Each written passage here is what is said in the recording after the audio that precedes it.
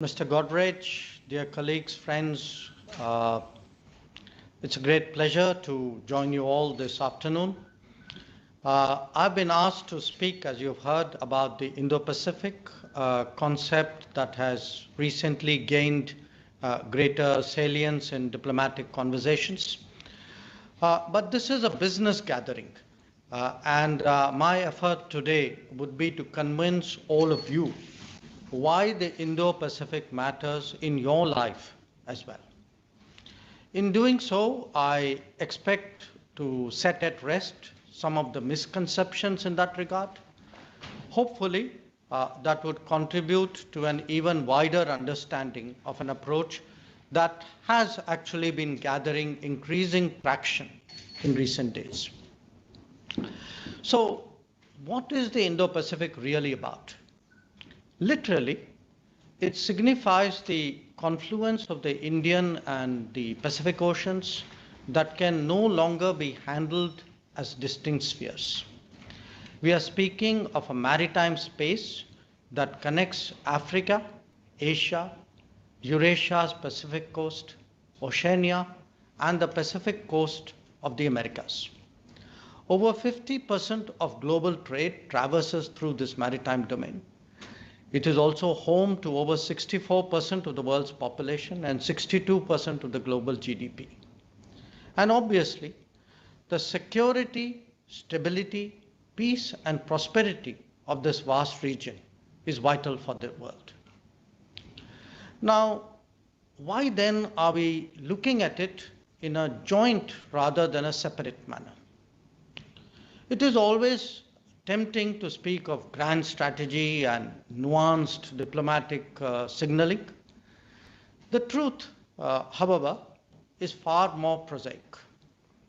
Whether it is the yardsticks of trade and investment, connectivity and travel, or politics and security, what begins in the Pacific no longer ends there.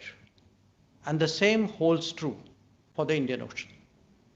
In essence, the landscape, capabilities, and activities are now very, very different.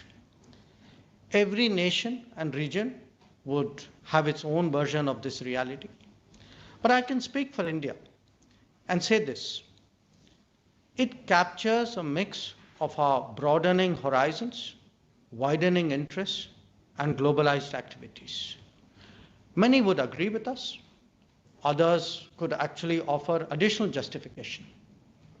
Indo-Pacific, for some, can also be a resource optimization in a bigger, enlarged arena, or just a desire to contribute better to global challenges that now transcend old boundaries. Many have also chosen in that process to reaffirm basic principles like adherence to the rule of law. What is worth recognizing, however, is that analysis lags behind developments. As I have actually written in the book which Jamshed mentioned, Indo-Pacific is not tomorrow's forecast, but yesterday's reality. Now, this change actually reflects a regional manifestation of what are a set of larger global trends.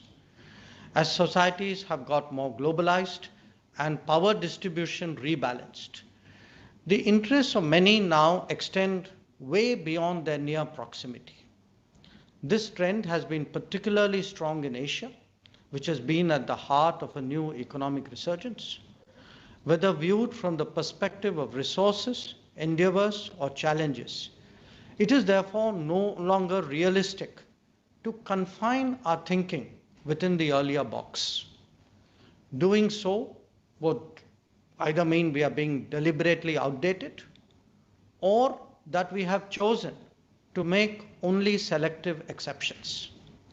Neither, of course, suits India or indeed much of the international community. Denying Indo-Pacific is tantamount to refuting globalization.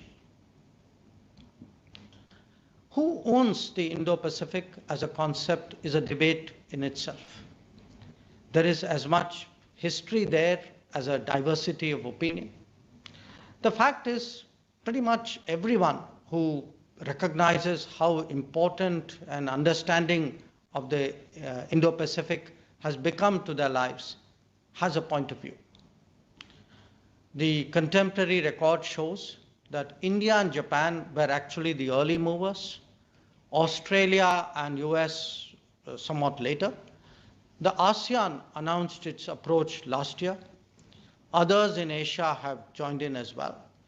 France, Germany, the Netherlands have all recently enunciated their official Indo-Pacific policies. And I just heard 2 days ago from the British Foreign Secretary about their Indo-Pacific tilt. In that sense, it is truly a pluralistic exercise on the importance of a theater with the resulting ideas about its future and how it's going to evolve. This active debate should be treated as a recognition of reality and a statement of priority. Quite appropriately, much of it revolves around the ASEAN, whose East Asia Summit initiative has actually long had its own Indo-Pacific connotations. Now, how does all of this unfold? Given that this region is primarily a maritime space, countries are naturally focused on building practical cooperation in that domain. A safe, secure, and stable maritime space is a necessary condition for peace, security, and prosperity. Conversely, threats there imperil human security in all its dimensions, whether by disrupting commerce, disturbing the ecology, or creating disputes over ownership and rights. In our interdependent world, the complexity of such challenges has become too large for any one nation to address by itself. Indeed, the very vastness of this arena brings out the need for collaborative action and why that has now become so pressing. Naturally, the individual interests of countries are at stake, but then so too is their collective benefit in ensuring that the global commons is better secured. It is this challenge of harmonizing the pulls and pressures that the Indo-Pacific policy of all players need to address today. Now, most of us at this summit would, I think, intuitively appreciate why India needs to give the Indo-Pacific its fullest attention. They will recall that the era of reform began with the Look East policy and the extension of our activities to the ASEAN. They would also remember that in due course, this paved the way for a much more intensive engagement with East Asia and Oceania, with Japan, Korea, China, Australia. It took, in fact, but a few years for more of India's trade to move eastwards, to be conducted eastwards than westwards. To the change of direction was also added additional facets of cooperation ranging from connectivity to security. The Look East thereby became the Act East. And it kept growing. We are now reaching out to the Pacific coast of the United States and Canada, just as we do much more with Latin America. Our engagement with the Pacific Islands has become serious. So far from being an arcane issue of international relations, the Indo-Pacific is actually a bread and butter expression of our political, economic, connectivity, travel, and societal interests. It actually relates to everything that all of you do every day. And it relies heavily on ensuring the safety and security of the maritime domain. To give that a practical shape, India has proposed an Indo-Pacific Oceans Initiative at the East Asia Summit in November last year. The IPOI, as the acronym goes, is aimed at furthering practical cooperation as an open, non-treaty based global initiative. It has 7 pillars that address different aspects of the challenges that international community faces. They range from maritime security, maritime ecology, maritime resources, capacity building and resource training, to disaster risk reduction and management, science, technology and academic cooperation, and finally, trade, connectivity, and maritime transport. The IPOI is an inclusive and open initiative seeking to better manage, conserve, sustain, and secure the maritime domain. It does not envisage creating a new institutional framework and will rely on the ASEAN-led East Asia Summit framework, though not necessarily limited to it. Think of it this way. It is like a lowest common denominator approach to shared problems that we all know require urgent and coordinated solutions. India will be the driving force, obviously, behind all the areas identified under IPOI. But we are also exploring partnerships with like-minded countries. Since the announcement of IPOI in November 2019, Australia, Japan, and ASEAN member states have all expressed willingness to work with India in these areas. In fact, Australia and Japan have agreed to lead on IPOI pillars on maritime ecology and connectivity, respectively. Given India's inherent strengths in the Indian Ocean region, we are keen to take the lead in disaster risk reduction and maritime security. India, as many of you know, has been the first responder for HADR, that is the humanitarian assistance and disaster response situations, in this region, especially since 2015. It has been, in fact, pretty much a regular effort for us, sometimes with more than one country annually. And I can, there's a long list out there, but I can say this, that this year, providing COVID relief to Maldives, Mauritius, Madagascar, Comoros, Seychelles, including by deputing our people there, as also medicines to the Pacific Islands. These are the latest in that line of endeavors. India co-chairs the ADMM Plus, this is the ASEAN Defense Ministers meeting, ADMM Plus expert working group on HADR with Indonesia. And we are also presently the lead country for disaster risk management in the Indian Ocean Rim Association, IORA. We have a tsunami early warning system in the Indian Ocean through which are currently providing information to countries in the region. The system, in fact, is run by the National Center for Ocean Information Services, which is in Hyderabad. We are also the prime mover in the creation of the Coalition for Disaster Resilient Infrastructure, which was announced by the Prime Minister at the 2019 UN Climate Action Summit.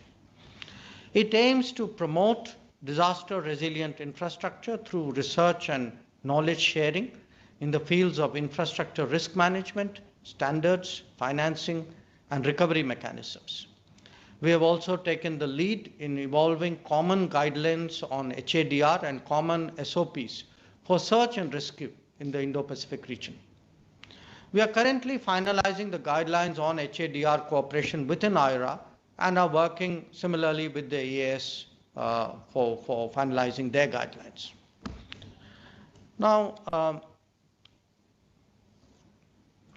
when it comes to maritime security, here too we have been promoting plurilateral and multilateral cooperation against non-traditional security challenges, including transnational crimes, piracy, drugs, arms smuggling, and human trafficking.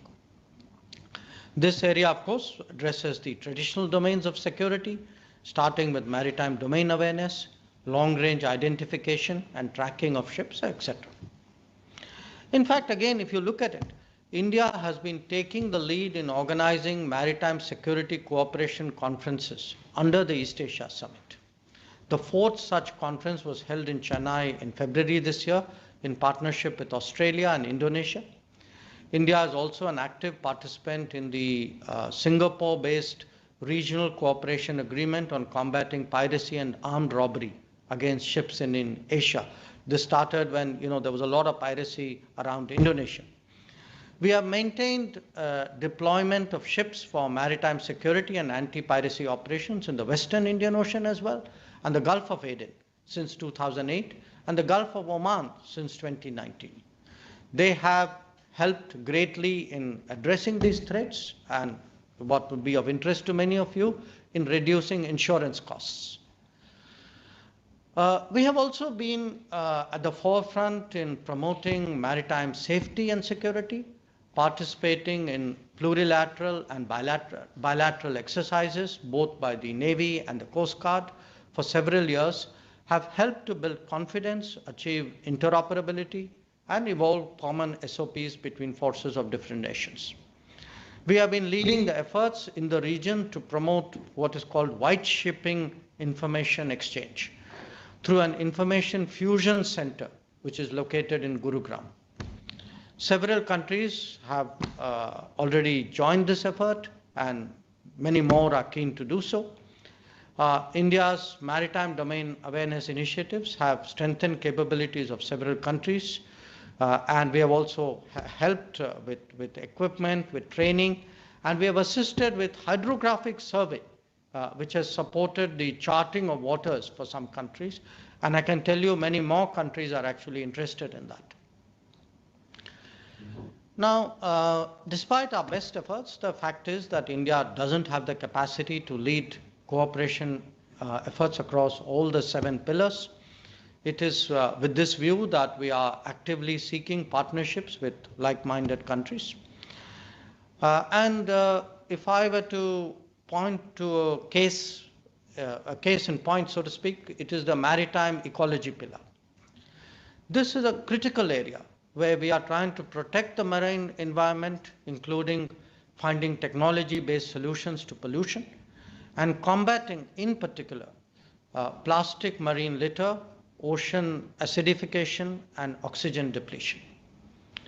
Most recently, in August 2020, we actually sent Coast Guard teams and equipment to Mauritius to fight a very significant oil spill there that caused an environmental emergency. Other countries helped too, obviously. But I mention this because it highlights the need for regional cooperation in such emergencies. So we are particularly glad that Australia has agreed to lead cooperation in this on the maritime ecology pillar of the IPOI. India and Australia will together host an EAS conference on combating marine pollution and marine plastic debris, hopefully sometime early next year, which will bring together the larger East Asia Summit community. India is also part of the Bay of Bengal large marine ecosystem project that seeks to improve the lives of coastal population and to help with the regional management of the Bay of Bengal environment and its fisheries. Another important focus is on marine resources.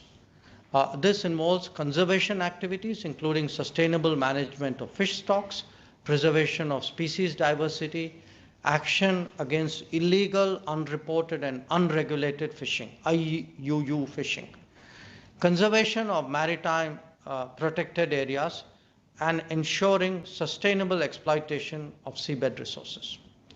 IUU fishing, and I'm sure Jamshed would agree with me here, in particular has emerged as a very important issue, and there is a need to address this through a regional framework of cooperation. India has undertaken to organize an EAS conference in that regard. India has also been providing training through the International Training Center for Operational Oceanography, which is a UNESCO designated Category 2 center at the National Center for Ocean Information Services.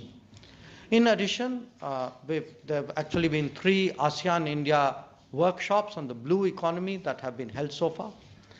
This is a platform for ASEAN-India expert-level discussion on developments in the blue economy, sustainable harnessing of marine resources, maritime connectivity, and maritime safety. Two other pillars that we have identified under the IPOI are capacity building, resource sharing, and science, technology, and academic cooperation. And I'd like to speak briefly to explain why. Under them, there is a need to achieve coordinated efforts to help increase the capacity of small island states in the Indo-Pacific so that they can safeguard their own EEZs and its resources. And the fact is they have some real problems right now in doing so. This could include training of Coast Guard and maritime security officials, developing their legal skills, building capacity in maritime trade controls, handling fiscal tools, preparing for the blue economy, providing fishing zone advisories and ocean state forecasts, and developing mitigation strategies to deal with sea price levels. Cooperative studies in weather mapping, the precipitation cycle, ocean currents, migratory maritime species, marine water quality degradation, and sea level rise have also become increasingly important. After all, global weather patterns are significantly determined by the maritime domain. Practical cooperation in these areas would obviously be of great utility for the region, of course, but I think would also make a very major contribution for the global environment. So that brings me to the seventh and last pillar of the IPOI, which is the trade, connectivity, and maritime transport pillar. The importance of this pillar, of course, needs very little reiteration to a gathering like this. We have been working now for many years to realize greater connectivity in the region, connectivity in the fullest sense of the term. Our approach is, I want to emphasize, consultative, viability-driven, and partner-based. It includes roads, shipping lines, ports, air connections, and also digital connectivity. Now, these are real opportunities for Indian companies who are prepared to look at it. We have announced a $1 billion line of credit for connectivity projects with the ASEAN. And I want to share with you that, after a lot of preliminary work, projects to utilize it are now actually gathering steam. They are under now very serious discussion. We have also for some years now been pursuing the trilateral highway project connecting India, Myanmar, and Thailand. And we look forward to a time which shouldn't be that far away to extend it eastwards towards Vietnam. We are also working on the Kaladan multimodal transit transport project that provides connectivity to the Sitwe port in Myanmar. And these projects, once they are done, they will, change our sense of distance to Southeast Asia, because they will actually give us that smooth physical connectivity that we have not had so far. We have also started to look at building connectivity between Andaman and Nicobar and Aceh in Indonesia. And this is focused around the port of Sabang. Announced in 2018, it is really work in progress now. Another interesting connectivity initiative is between Ranong port in Thailand and Visakhapatnam, Chennai, and Calcutta on our end.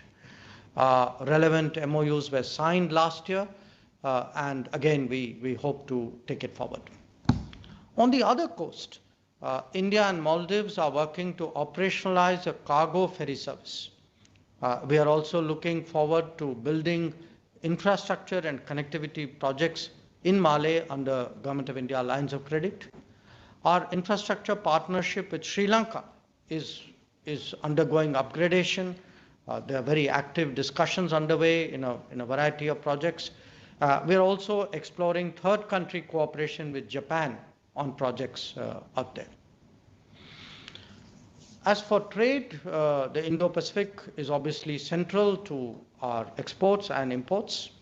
We have a number of FTAs in place, but we chose not to join the RCEP after weighing the pros and cons very, very carefully. The focus today is attracting more investments and technology partnerships as part of Atmanirbhar Bharat. The PLI schemes, we believe, could make a big difference there, as indeed our continuous efforts at making it easier to do business. So overall, the cumulative impact of these activities under all the pillars of IPOI that I have brought out, tell you in a sense how much more we count in the world today. In this situation, the fact is that we will be judged by what we can deliver on the ground and on the seas. If our footprint is increasing, our responsibilities are growing too. They are taking us on new journeys to more destinations. They're also changing the manner in which we are engaging others. The Indo-Pacific speaks as much for the changes in the world as in our own aspirations. It truly reflects a new India, and I thank you for the opportunity today to share my thoughts on that subject. So thank you very much, Dr. Jaishankar, for that very wide-ranging exposition on our interests in the Indo-Pacific and what the